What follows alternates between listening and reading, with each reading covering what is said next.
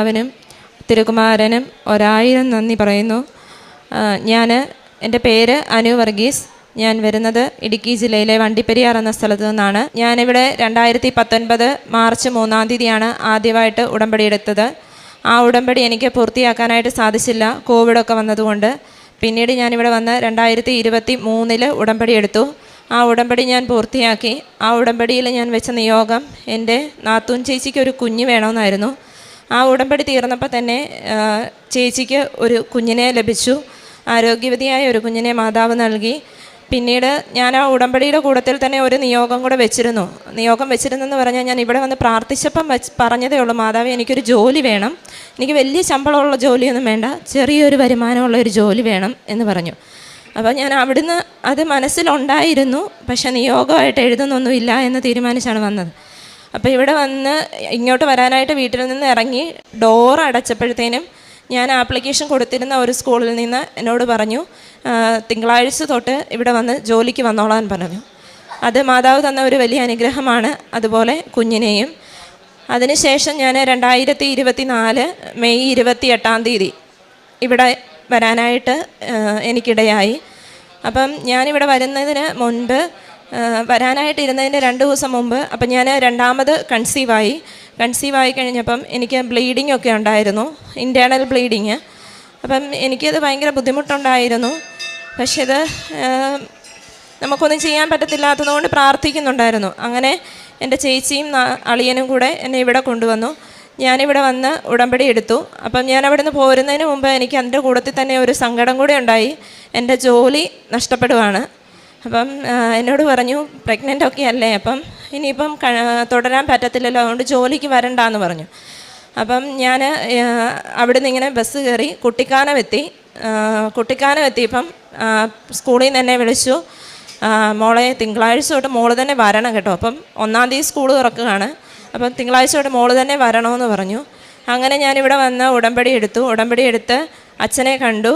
അപ്പം ഉടമ്പടി എടുത്ത് അച്ഛനെ കണ്ടപ്പോഴത്തേനും 4-ാം മാസത്തെ സ്കാനിങ് റിപ്പോർട്ട് എൻ്റെ കയ്യിലുണ്ടായിരുന്നു. അപ്പം ഓരോ മാസവും സ്കാനിങ് കഴിയുമ്പോൾ എനിക്ക് ഇൻറ്റേർണൽ ബ്ലീഡിങ് ഇൻക്രീസ് ചെയ്യുക ചെയ്തുകൊണ്ടിരുന്നത്. അങ്ങനെ അച്ഛനെ കണ്ടു. അച്ഛൻ റിപ്പോർട്ട് വാങ്ങിച്ചു, പ്രാർത്ഥിച്ചിട്ട് അച്ഛൻ എൻ്റെ കയ്യിൽ സൈത്ത് പൂശി പ്രാർത്ഥിച്ചതിന് ശേഷം ഒരു കാശുരൂപം തന്നു. എന്നോട് പറഞ്ഞു, ഈ കാശുരൂപം തലയെണ്ണയുടെ അടിയിൽ വെച്ച് പ്രാർത്ഥിക്കണമെന്ന് പറഞ്ഞു. അങ്ങനെ പ്രാർത്ഥിച്ചിട്ട് അച്ഛൻ എൻ്റെ തലയെ കൈവച്ച് പ്രാർത്ഥിച്ചു. അതിനുശേഷം അച്ഛൻ പറഞ്ഞു, മോളിവിടെ വന്ന് സാക്ഷ്യം പറയുമെന്ന് പറഞ്ഞു. അപ്പം ഞാൻ അച്ഛനോട് ജോലി പോയ കാര്യം പറഞ്ഞിരുന്നു. അപ്പോൾ അച്ഛൻ പറഞ്ഞു, അച്ഛൻ പ്രാർത്ഥിച്ചു. അത് കഴിഞ്ഞ് ഞാൻ ഇവിടുന്ന് പോയി. എൻ്റെ ഉടമ്പടി പോയി 3-ാമത്തെ ദിവസമായിരുന്നു എനിക്ക് അടുത്ത സ്കാനിങ്. ഞാൻ സ്കാനിങ്ങിന് ചെന്ന് സ്കാനിങ് റിപ്പോർട്ട് വന്നപ്പം എൻ്റെ ബ്ലീഡിങ് അബ്സോർബായിപ്പോയി. അപ്പം ഞാൻ സന്തോഷവതിയായി, എൻ്റെ എല്ലാ പ്രശ്നങ്ങളും കഴിഞ്ഞല്ലോ, മാതാവിനെ അനുഗ്രഹിച്ചല്ലോ എന്ന്. അത് കഴിഞ്ഞ് 1 മാസം എനിക്ക് എൻ്റെ പ്രഗ്നൻസിയിൽ വലിയ പ്രശ്നങ്ങളൊന്നും ഇല്ലാതെ പോയി. പിറ്റേ മാസമായപ്പം എനിക്ക് വെരിക്കോസ് വെയിൻ എന്ന് പറയുന്ന അസുഖം വന്നു. ചെറുതായിട്ടുണ്ടായിരുന്നു. അത് ഒരു പ്രഗ്നൻ്റ് ലേഡിക്ക് കൺട്രോൾ ചെയ്യാൻ പറ്റുന്നതിനെക്കാട്ടിലും അപ്പുറമായത്. അപ്പം എന്നെ കൺസൾട്ട് ചെയ്ത ഡോക്ടർ എന്നോട് പറഞ്ഞു, ഇത് ഒരിക്കലും ഒരു നോർമൽ ഡെലിവറിക്ക് വേണ്ടി ട്രൈ ചെയ്യാൻ പറ്റത്തില്ല, സിസേറിയൻ ആണെങ്കിലും അവർക്ക് പേടിയാണ്. അപ്പോൾ അങ്ങനെ പറഞ്ഞു കഴിഞ്ഞപ്പം ആ ഹോസ്പിറ്റലിലുള്ള എല്ലാ ഡോക്ടേഴ്സും കൂടെയാണ് എന്നെ ട്രീറ്റ് ചെയ്യുന്നത്. അപ്പോൾ അവർക്ക് എല്ലാവർക്കും പേടിയായി.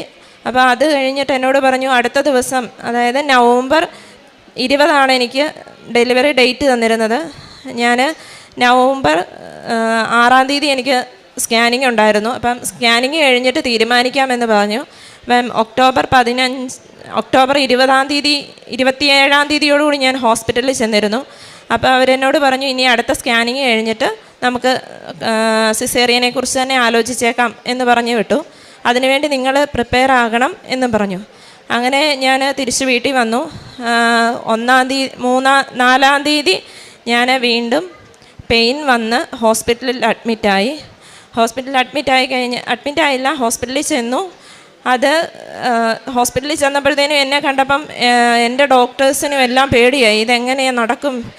അവർക്കെല്ലാം ഭയങ്കര ടെൻഷനും ഭയങ്കര ടെൻഷനും പേടിയൊക്കെ ആയിരുന്നു. അങ്ങനെ അവിടുന്ന് എന്നെ ലേബർ റൂമിലേക്കെല്ലാം കൊണ്ടുപോയി.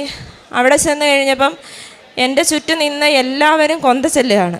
ആ ഹോസ്പിറ്റലിലുള്ള ഡോക്ടർ പറഞ്ഞു, എനിക്കൊന്നും ചെയ്യാൻ പറ്റത്തില്ല, എന്തേലും ചെയ്ത് എന്തേലും ആയാൽ എനിക്ക് പേടിയാണ്. നിങ്ങൾ എന്താ പറയുന്നത്, പ്രാർത്ഥിക്കുക പിള്ളേരെ എന്ന് പറയുന്നുണ്ട് എല്ലാവരോടും. അപ്പം എല്ലാവരും എൻ്റെ ചുറ്റും നിന്ന് പ്രാർത്ഥിക്കുകയാണ്. അപ്പം കൊന്ത ചെല്ലുന്നു, എത്രയും തള മാതാവേ പാട്ട് പാടുന്നു, അങ്ങനെ പ്രാർത്ഥിച്ചുകൊണ്ടിരിക്കുകയാണ്. അപ്പം അത് കഴിഞ്ഞ് 3rd സ്റ്റേജ് ലേബർ റൂമിൽ മാറ്റിയപ്പോഴത്തേനും അവിടെ നിന്ന് പ്രാർത്ഥിച്ചുകൊണ്ടിരുന്ന പിള്ളേരോട് പറഞ്ഞു, നിങ്ങൾ മുട്ടുകുത്തി കൈ പിടിച്ച് എത്രയും തള മാതാവേ എന്ന പാട്ട് പാടിക്കോളാൻ പറഞ്ഞു. അപ്പോൾ എൻ്റെ കുഞ്ഞ് ലോകത്തിലേക്ക് വന്നപ്പോൾ മാതാവിനെക്കുറിച്ചാണ് ആദ്യം കേട്ടതും. അത് കൃപാസന മാതാവിൻ്റെ ഏറ്റവും വലിയ അനുഗ്രഹമായിട്ടാണ് ഞാൻ കരുതുന്നത്.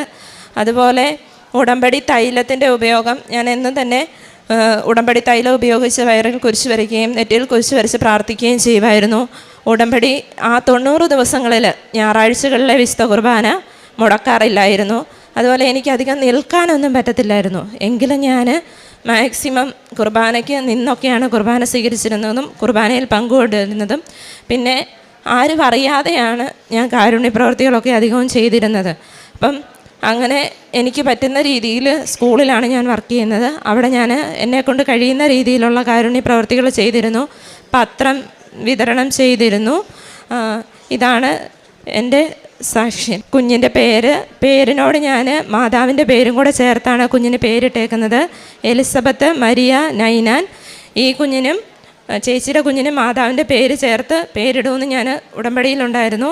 അവൾക്ക് ഇവാന മരിയ വിപിൻ എന്നാണ് പേരിട്ടിരിക്കുന്നത്. ഇത്രയും വലിയ അനുഗ്രഹങ്ങൾ അനുഗ്രഹിച്ച മാതാവിനും തിരുക്കുമാരനും 1000 നന്ദി. പ്രഭാഷകൻ 50:22. എല്ലായിടത്തും വൻകാര്യങ്ങൾ ചെയ്യുന്ന സകലത്തിൻ്റെയും ദൈവത്തെ വാഴ്ത്തുക.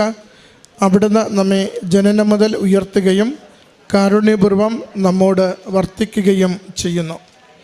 അനു വർഗീസ് എന്ന ഈ മകൾ തൻ്റെ ഏറ്റവും ക്ലേശപൂർണമായ പ്രഗ്നൻസി കാലഘട്ടത്തിൽ പരിശുദ്ധ കൃപാസന മാതാവിൻ്റെ വലിയ സംരക്ഷണം അനുഭവിച്ചതിനെയാണ് ഈ അൾത്താരയിൽ സാക്ഷ്യപ്പെടുത്തുന്നത്. മകൾക്കും അതുപോലെ തന്നെ ചെടുത്തിക്കും ലഭിച്ച 2 കുഞ്ഞുങ്ങളും പരിശുദ്ധ കൃപാസന മാതാവിൻ്റെ തിരുനടയിൽ ഉടമ്പടി എഴുതിയിട്ട് ഉടമ്പടി നിയോഗം എഴുതി വെച്ച് അമ്മയോട് പ്രാർത്ഥിക്കുകയും ഉടമ്പടിയുടെ നേർച്ച വസ്തുക്കൾ വളരെ സവിശേഷമായി ഉടമ്പടി തൈലം ഉദരത്തിൽ കുരിശടയാളം വരച്ച് പ്രാർത്ഥിക്കുകയും ഉടമ്പടി ധ്യാനം കൂടുകയും സാക്ഷ്യം കേൾക്കുകയും ദൈവവചനം വായിച്ചും ജപമാല ചൊല്ലിയും മണിക്കൂറുകൾ അമ്മയുടെ സംരക്ഷണയിൽ ജീവിതത്തെ തന്നെ വിട്ടുകൊടുത്തുകൊണ്ട് പോയതിൻ്റെ ഫലമായിട്ടാണ് ആരോഗ്യമുള്ള കുഞ്ഞുങ്ങളെ ഏറ്റവും റിസ്കി ആയിട്ടുള്ള ഒരു പ്രസവത്തിൽ ഈ മകൾക്ക് ലഭിച്ചതെന്ന് സാക്ഷ്യപ്പെടുത്തുകയാണ്. ചെടുത്തിക്ക് 3 വർഷത്തോളം വിവാഹം കഴിഞ്ഞിട്ട് കുഞ്ഞുങ്ങളില്ലായിരുന്നു. അത് നിയോഗം എഴുതി സമർപ്പിച്ച് പ്രാർത്ഥിക്കുമ്പോൾ ഉടനടി ഗർഭിണിയാവുകയും ആരോഗ്യമുള്ള കുഞ്ഞിനെ ലഭിക്കുകയും ചെയ്യുന്നു. മകൾക്ക് 2ാമത്തെ ഗർഭിണിയായിരിക്കുന്ന കാലഘട്ടത്തിൽ ആദ്യം ഇൻറ്റേർണൽ ബ്ലീഡിംഗ് ആണ് വലിയ രീതിയിൽ മകളെ ബുദ്ധിമുട്ടിച്ചു കൊണ്ടിരുന്നത്. ഉടമ്പടി എടുത്ത് അച്ഛൻ സൈത്തപൂശി പ്രാർത്ഥിച്ചു കഴിയുമ്പോൾ ആ ബ്ലീഡിങ് നിൽക്കുന്നു. വളരെ സുഗമമായി പ്രഗ്നൻസി മുന്നോട്ട് പോകുന്നുണ്ട്.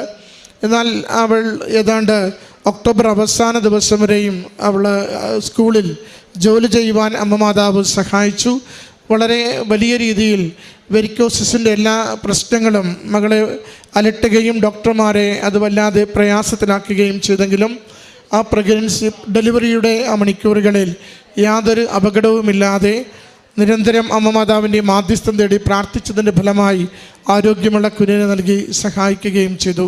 2 മക്കൾക്കും കൃപാസന മാതാവിനോടുള്ള സ്നേഹത്തെയും അമ്മ വഴി ലഭിച്ചതിൻ്റെ നന്ദിയെയും സൂചിപ്പിച്ചുകൊണ്ട് മരിയ എന്ന പദം അവരുടെ പേരിനോട് ചേർക്കുകയും ചെയ്തു.